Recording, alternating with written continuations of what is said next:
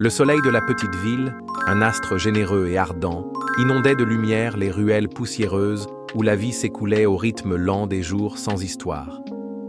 C'était dans ce décor simple, bercé par le bourdonnement lointain des marchés et le parfum des épices, que Lucas avait cru trouver son éternité en Mina.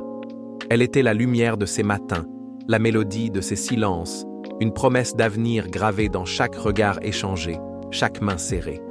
Leur rire résonnait souvent près du vieux baobab, témoin silencieux de leur amour naissant, ou le long du chemin qui menait à la rivière, là où l'eau murmurait des secrets d'antan. Leur amour, si pur et si entier, les avait poussés à sceller un pacte, non pas avec des mots jetés au vent, mais avec une promesse profonde, ancrée dans leurs âmes. Ils avaient juré de ne jamais se trahir, jamais. Ce serment, murmuré sous la voûte céleste piquée d'étoiles, était leur fondation. Ils croyaient qu'une telle trahison entraînerait une souffrance indicible, une douleur qui dévorerait l'amour et laisserait des cicatrices indélébiles. Lucas y croyait plus que tout. Il avait mis toute la sincérité de son cœur dans cette promesse. Pendant des mois, leur histoire fut une idylle, un tableau vivant de tendresse et de passion. Lucas, humble enseignant dans l'école du village, voyait en Mina non seulement une compagne, mais l'incarnation de tous ses rêves. Il la couvrait d'attentions modestes mais profondes, des fleurs sauvages cueillies à l'aube, aux poèmes maladroits qu'il écrivait pour elle. Il économisait chaque sou pour lui offrir de petits présents, des perles colorées ou un tissu aux motifs chatoyants qu'elle acceptait avec un sourire qui illuminait son monde. Mais, comme un serpent insidieux, le doute commença à se glisser dans la perfection apparente de leur bulle. Lucas percevait de subtiles nuances dans les yeux de Mina, une froideur passagère dans ses étreintes, une distance qu'il attribuait à la fatigue, au stress, jamais à un manque d'amour. Le coup de grâce arriva un soir, alors que la lune, pleine et indifférente, veillait sur la petite ville endormie. Lucas, alerté par des rumeurs persistantes, décida de suivre Mina. Il la trouva dans la ruelle éclairée par une seule lanterne, non loin de la maison d'un homme riche et influent, dont la fortune était le sujet de toutes les conversations. Mina était là, dans les bras de cet homme, son rire cristallin se mêlant au sien, un rire qu'il connaissait, mais qui n'était plus destiné à lui. Le monde de Lucas s'effondra en un instant, balayé par la trahison. Ses genoux vacillèrent, l'air lui manqua. Le pacte, le serment sacré, avait été brisé. Non seulement elle l'avait trahi, mais elle l'avait fait avec une indifférence qui lui glaçait le sang. C'était comme si l'amour qu'il lui portait n'avait jamais existé. À partir de ce jour, la vie de Lucas bascula dans un chaos silencieux. Son amour, jadis source de joie et de force, devint un puits de douleur sans fond. Il n'était plus question de bonheur, mais de survie. Son travail en souffrit. Les poèmes et les sourires firent place à l'apathie et à la tristesse. Son salaire, déjà modeste, diminua. La peur d'aimer à nouveau, d'être trahi, était devenue une forteresse infranchissable autour de son cœur meurtri. Des semaines s'étirèrent en mois, des mois en une éternité de désolation. Le soleil, autrefois si généreux, lui semblait moqueur, le ciel sans pitié. Le poids de la solitude et du désespoir l'écrasait. Il perdit l'éclat de ses yeux, la vigueur de ses pas. Son âme était un champ de ruines, et il errait sans but, cherchant un apaisement qui ne venait jamais. Un après-midi, accablé par le poids de son existence brisée, Lucas se dirigea vers le fleuve. Ce n'était pas un grand fleuve tumultueux, mais un cours d'eau paisible qui serpentait à travers les terres. Il s'assit au bord de l'eau, le regard perdu dans le courant qui emportait ses larmes invisibles. Il pleurait, alors qu'il sanglotait, le visage enfoui dans ses mains. Une étrange sensation l'envahit. L'eau s'agita doucement devant lui, sans vent, sans courant inhabituel. Une forme commença à émerger des profondeurs. Lentement, la tête d'une créature sortit de l'eau. Lucas leva les yeux, la peur lui nouant la gorge. Devant lui, une sirène se tenait. Mais elle n'avait rien de la beauté des contes.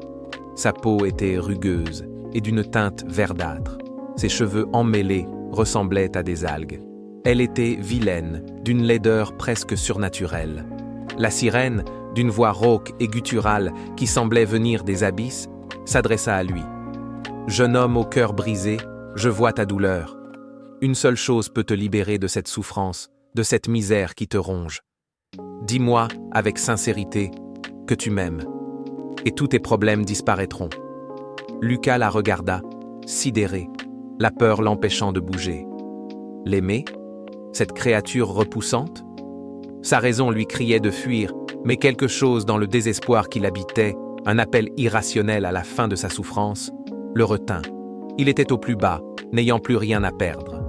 Et puis, dans un élan qui lui était étranger, comme si les mots s'échappaient malgré lui de ses lèvres, il répondit, d'une voix étranglée par l'émotion et la peur, mais avec une sincérité désespérée.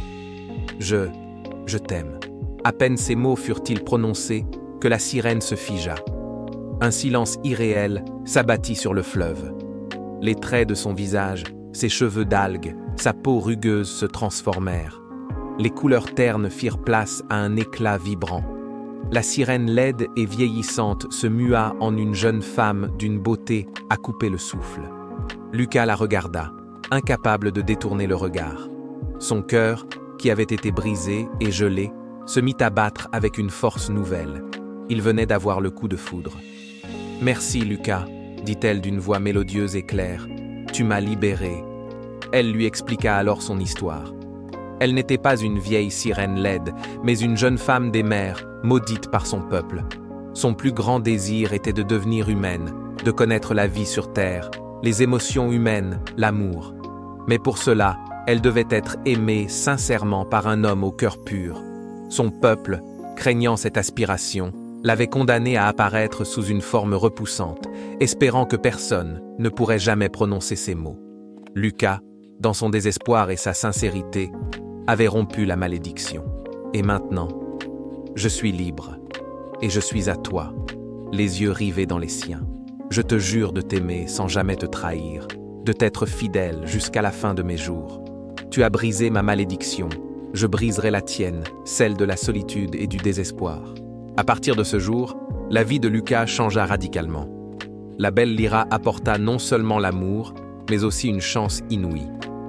La douleur de la trahison passée s'effaçait chaque jour un peu plus, remplacée par la joie et la sérénité qu'elle lui offrait. Ensemble, ils étaient une force.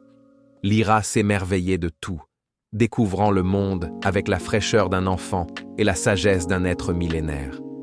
Elle lui faisait redécouvrir la beauté des choses simples, comme le goût d'un fruit mûr ou le bruit du vent dans les arbres. Peu de temps après cette rencontre miraculeuse, alors qu'ils marchaient main dans la petite ville, un grand PDG, de passage dans la région pour une rare visite, les aperçut. Intrigué par l'éclat de Lyra et la présence énigmatique de Lucas, il s'arrêta. Il vit en Lucas, dont le visage, malgré les épreuves, conservait une certaine dignité et une mélancolie captivante, le visage idéal pour représenter son entreprise. Une opportunité unique, inattendue, se présenta. Lucas fut engagé, propulsé au rang de figure médiatique de cette grande entreprise.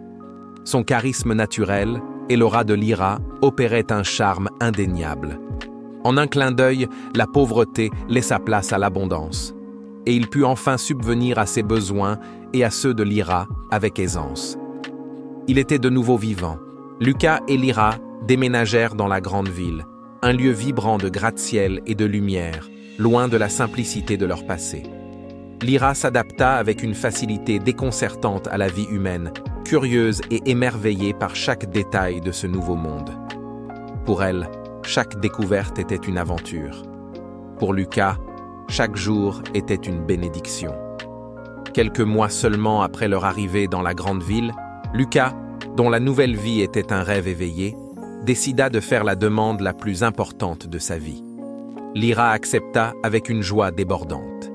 Le mariage fut célébré en grande pompe, un événement somptueux qui scellait leur union devant le monde.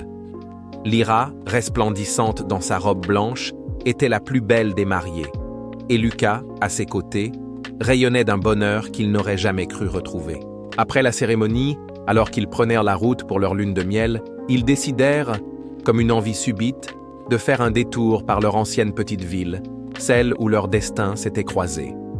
Lucas voulait montrer à Lyra le lieu de ses souffrances passées, le fleuve où ils l'avaient rencontré. C'était un pèlerinage, un rappel de leur parcours improbable.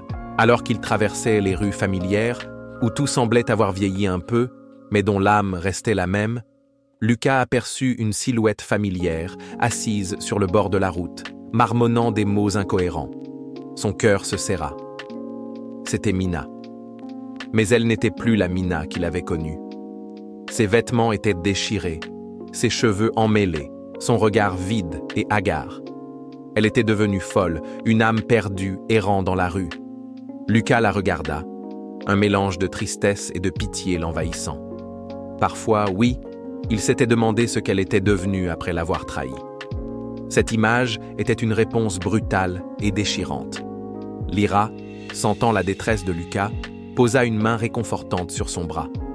Elle ne dit rien, mais son regard était empli de compassion. Il avait pardonné, ou du moins, il était passé à autre chose. Son destin était désormais lié à Lyra, et c'était elle qui comptait. Ils continuèrent leur chemin, laissant la petite ville et ses fantômes derrière eux, vers leur lune de miel, vers un avenir qu'ils construiraient ensemble.